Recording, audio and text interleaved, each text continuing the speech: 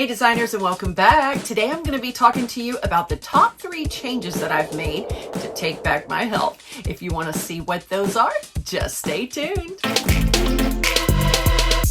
Welcome back, you guys. I hope you are doing well and that your new week is off to a fantastic start. Mine is. I'm feeling pretty good. Okay, well, I'm saying that by faith because honestly, the last few days have been a little bit rough for me. If you have tuned in to the latest Cocoa and Cookies, then you kind of know all about my story and everything that I've been through over 2023.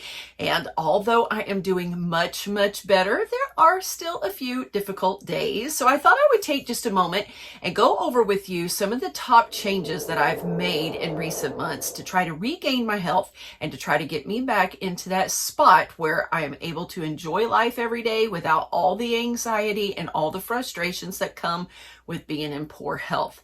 Now, before we get started and before we go over all of these, I must say I am not a doctor. I'm not a health professional. I am just simply me. And I'm going to go over a few of the things that are working for me. But before you try to implement any of these things, get with your doctor, with your healthcare provider, and make sure they're safe for you. All right, now that we have those disclaimers out of the way, I'm going to talk to you about some of the most important changes that I have found has begun making a difference with my health and with my mental state. If you didn't get to see that Cocoa and Cookies, and I'm going to recommend you go back and see it. I put it up, I don't know, maybe about a month ago, and it'll tell you a little bit about the health struggles that I've had, finding out about the atrial fibrillation, being extremely overweight and getting all of my chemicals and hormones out of balance and all wacky and all the things that go with it. So I knew in order to get back to where I was and to be able to enjoy life again, feel good again, to be healthy again, I had to take the time to make some changes. It's so important. I can't stress that enough. And I am here to implore you, you guys, if you're not taking care of your health, today is the right time to start. Don't wait till tomorrow. Don't wait till a week from now. If you have a big major event coming up and you're like, I'll just put it off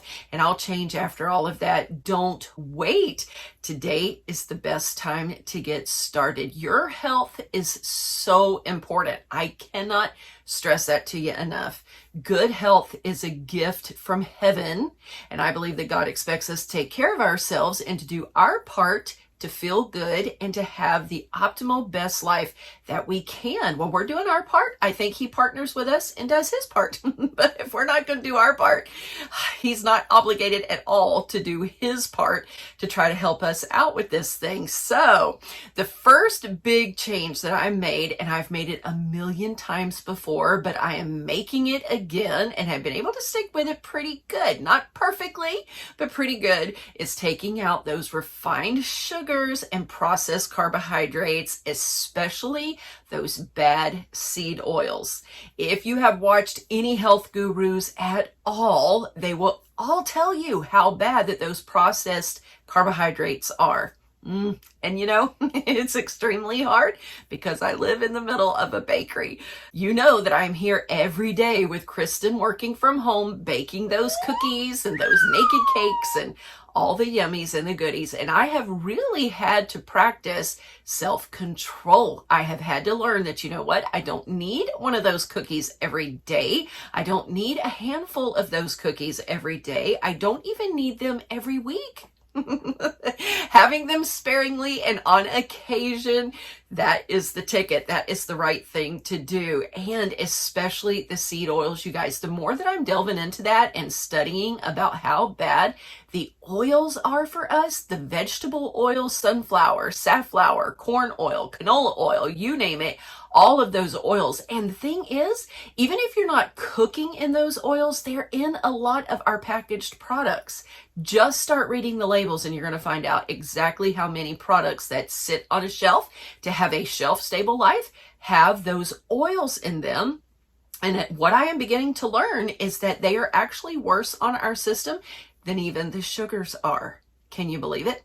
Yeah, as a matter of fact, a couple of the health gurus that I've listened to recently have stated if there is only one thing that you could get rid of out of your diet right now, like if you're trying to ease into this, to not feel overwhelmed, to make a lot of changes at once, the first thing to get rid of are those oils. So that is one thing that I'm trying to do. I'm not going to say that I'm perfect at it, and absolutely not if you're eating out.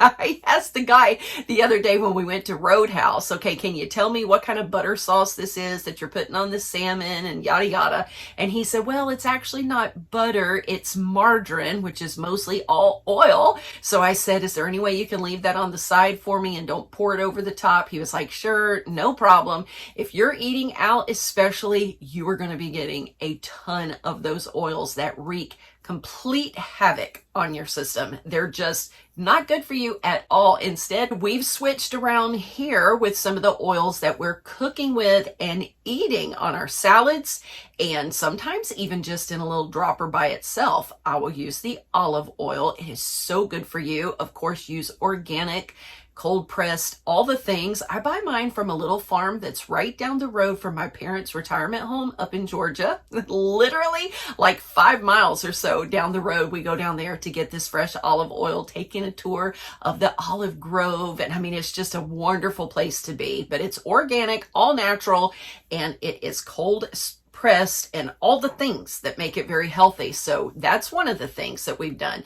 Whenever I'm cooking, I cook with the avocado oil now because it is the most stable under heat. So if you're going to be cooking something that you need some oil with, whether you're stir fry vegetables or whatever, you're going to want to use avocado oil. And then in my smoothies, and sometimes just right off the spoon, I'll use the coconut oil. Coconut oil is fantastic in the smoothies, especially if you add in a little coconut milk as well. If you like that tropical flavor, then you're gonna love that. But again, make sure it's organic, first press, cold pressed, however it comes with the coconut oil. That's what you're gonna wanna look for. It's not gonna do you any good to make these changes if you're still not getting the good quality oils, because then you're still just getting a bunch of the chemicals, pesticides, herbicides, fungicides, all the ides.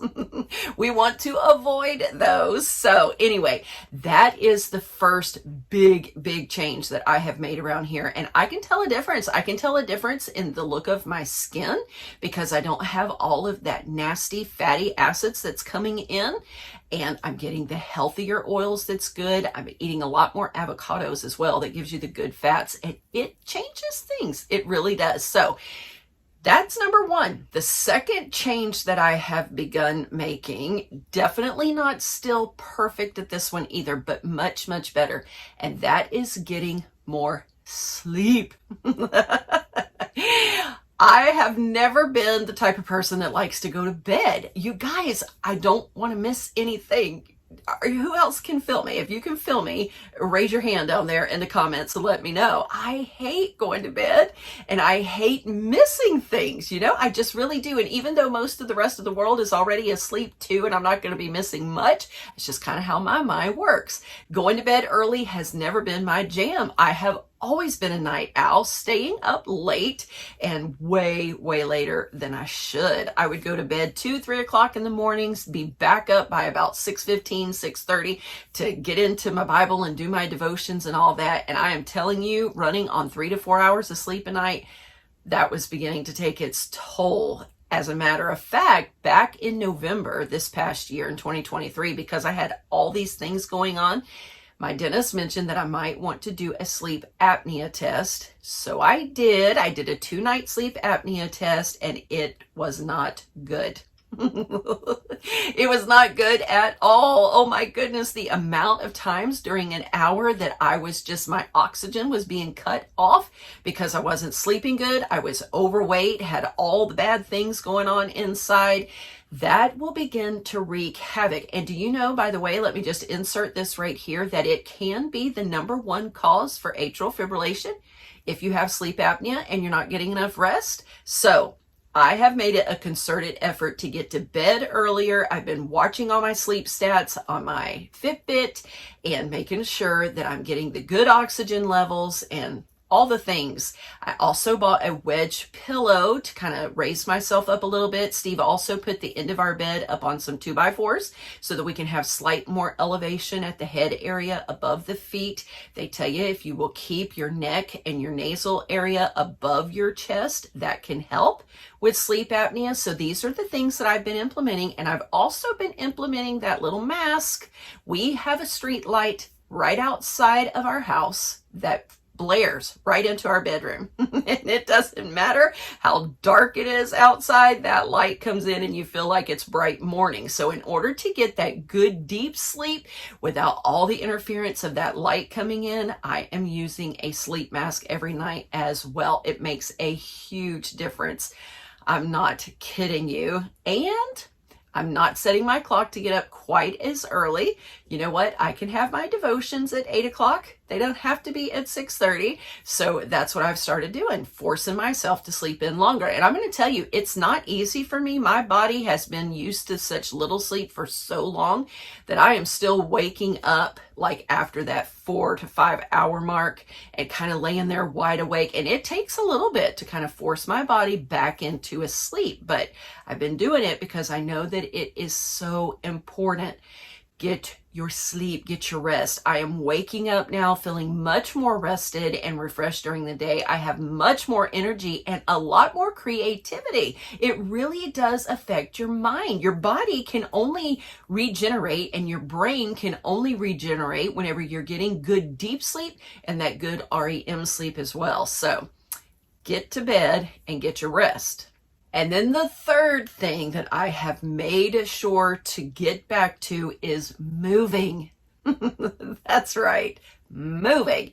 Every day we are doing some type of moving. We may not be able to get out and do our walks every single day. We have taken you on one recently though. If you want to see the little area where we walk, go back and watch that video. It's a beautiful place. It's got beautiful landscape, beautiful nature with all the birds and the cats and the dogs that come out and just all the things, the cranes and the buzzards. And it's really quite a beautiful show when we're out there. We walk around a couple of different lakes. So being out there around the water is also very peaceful. Just getting the movement and getting that oxygen flow, and that's going to help with your sleep as well. And it definitely will begin to give you more energy. Along with moving, I have begun bringing back in some of that weight training, whether it's just resistance with my own body weight, like doing push-ups against the counter, or whether with my little handheld weights, doing with my arms and using those when I do squats with my legs. All of that, just even simple body weight resistance right now is helping.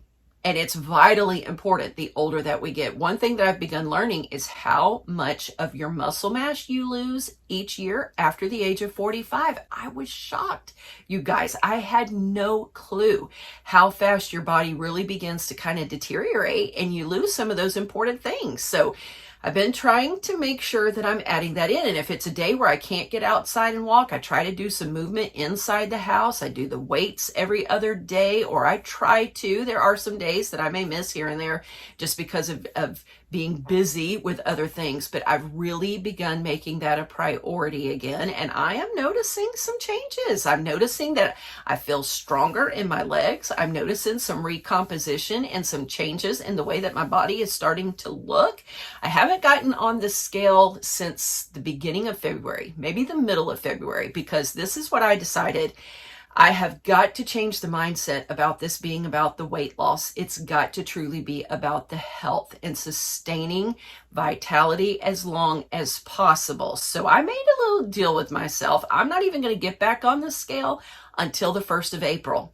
On April 1st or the 2nd, somewhere in there, I'll step back on the scale and I'll kind of see how I'm doing, but that's not where my focus is right now. That's not even where I want my focus to be, because I am just simply trying to work on being healthier and be a lot more peaceful in my mind, because I shared with you guys about the amount of anxiety that I was going through. And that's not a fun journey.